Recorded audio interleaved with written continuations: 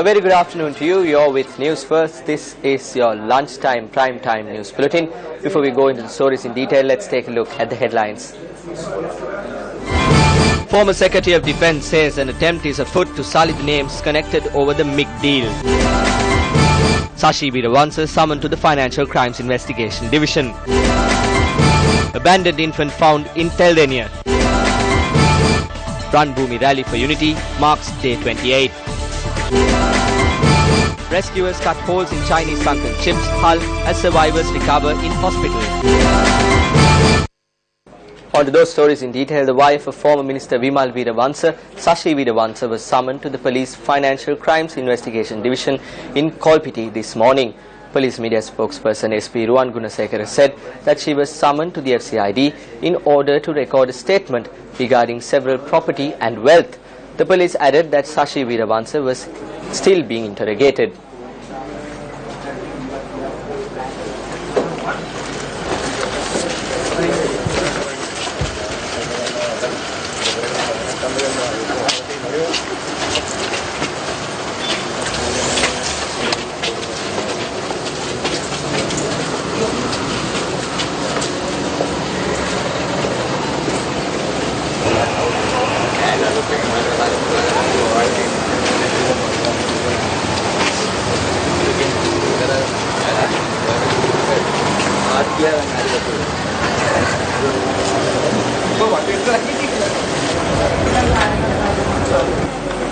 As mentioned on our headlines, former Secretary of Defence Gotabaya Rajapaksa says accusations made over the purchase of a MiG aircraft is a part of a long-standing attempts to sully his name and to cast doubt on his integrity.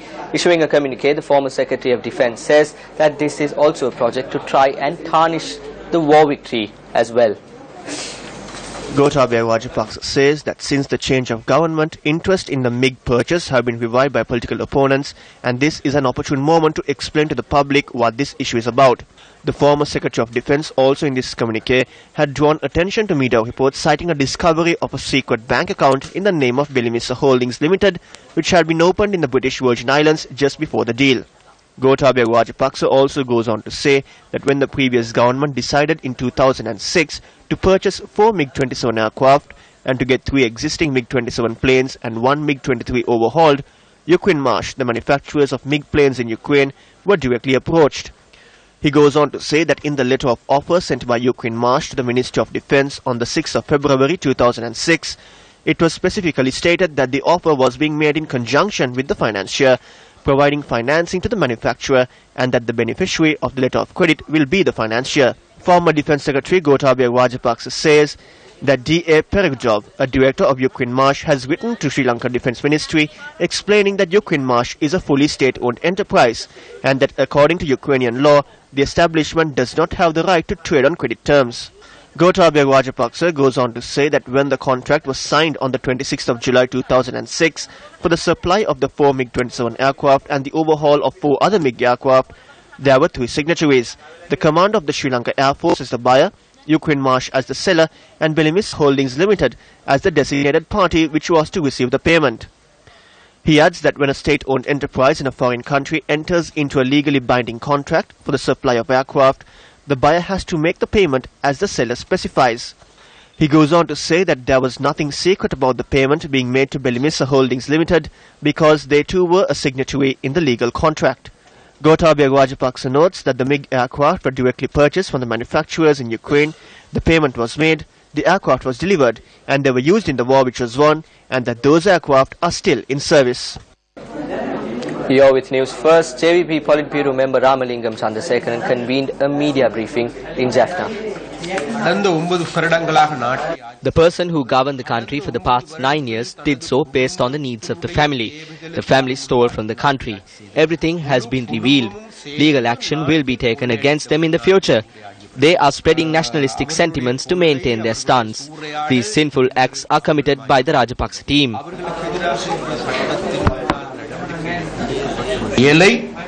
Eran Vikramaratne, the Deputy Minister of Highways, Higher Education and Investment Promotion, says that they have been unable to establish a United National Party government as yet. The Deputy Minister made this statement speaking at a public meeting in Avisavella. මේ රටේ ජනාධිපතිතුමයි. නමුත් අපිට බැරි වුණා එක්සත් ජාතික පක්ෂයේ ප්‍රමුඛ රජයක්.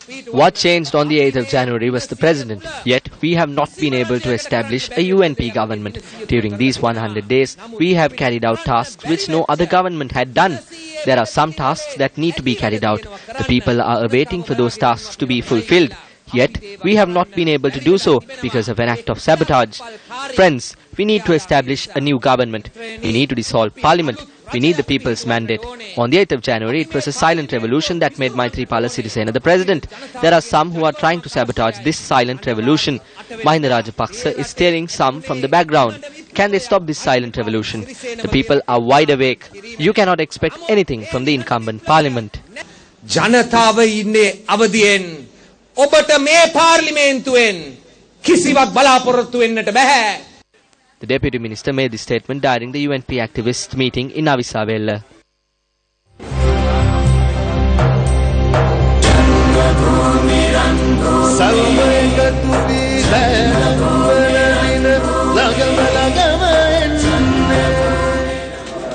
Today is day 28 of the Ranbhoomi Rally for Unity, which is carrying the message of peace and coexistence across the island. The rally commences its journey from Urubokka in Matara and will travel to Akurasa, its final destination for the day. We are now joined by Newsfirst Siddharth Kotian, who is with the convoy for the latest. A very good afternoon. We're here in the town of Urubokka, and as you can probably see from all your visuals, it's raining quite heavily, but that has not dampened the enthusiasm of the crowd in the least. We've had two troops of dancers come and perform for us while it was raining. The crowd just pulled out umbrellas and held them over each other's heads in this sort of spontaneous gesture of unity between the crowd here in Moravaka. Now, in Aldous Huxley's famous book, A Hitchhiker's Guide to the Galaxy, they said that one of the characters says that you need a towel. That's the most essential thing to travel the galaxy. I'd say to travel Sri Lanka, you need an umbrella, because rain or shine, people have their umbrellas. They still come to our rallies, pop out their umbrella, and they're there to support us. So the crowd is just phenomenal. We've had school children welcoming us into the city from at least 2 to 3 kilometers outside the actual city, applauding the Ranbhoomi floats the entire way. So beautiful scenes.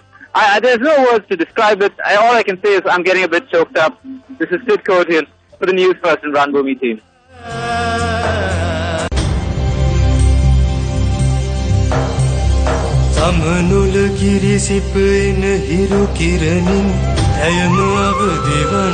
Brick by brick, our hearts become one. Ranbhoomi Rally for Unity. 4th June, 9 a.m. Urubokka. 11 a.m. Moravaka. 2 p.m. Akurasa. 5th June, 9 a.m. Kamburupitiya. 11 a.m. Matara. 2 p.m. Waligama. 6th June, 9 a.m. Gaur. 11 a.m. Tikkadu. 2 p.m. Ambalangur. Join us now for the nation's biggest rally for unity. Still on local news, a day-old infant who was abandoned by his mother was safely found by the Teldeniya police this morning. The infant was found abandoned in the backyard of a house in the Kumburukandura area in Digana following a tip-off received by the police 119 emergency hotline. The mother, who abandoned her one-day-old son, later surrendered herself to the Teldeniya police, where she was taken into custody. While she is due to be produced before the Teldeniya magistrate today, the infant son is in good health, receiving treatment at the Teldeniya base hospital. Several programs were held across the country in line with the Poson festival. A Maniok Dansala organized by the Department of Local Government was held this morning. The Dansala was held opposite the department's premises down Cambridge Place in Colombo.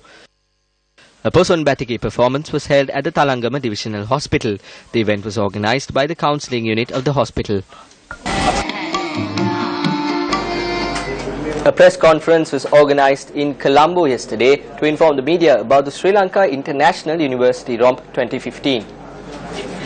And saw the participation of many distinguished personalities, including Rohan Thatukorala, the chairman of the Sri Lanka Tourism Promotion Bureau, and Professor Sampath Amaratunga, the Vice Chancellor of the University of Jayawardhanapura.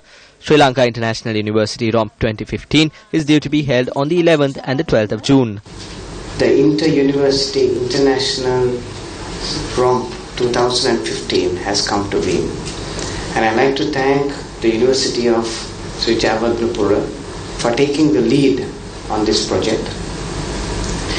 As we speak today, we are saying that we have about 25 foreign participants, and then we have 75 local participants, and these 25 foreign participants are from across Europe plus Asia Pacific.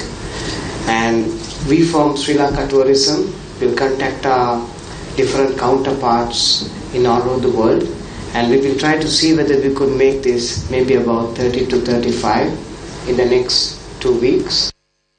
Well, with that we conclude this edition of Lunch Primetime News on News First. Your next news update comes your way at 1:55. For everyone here at News First, I'm Saturanga Hapuarachi. Have a productive day ahead.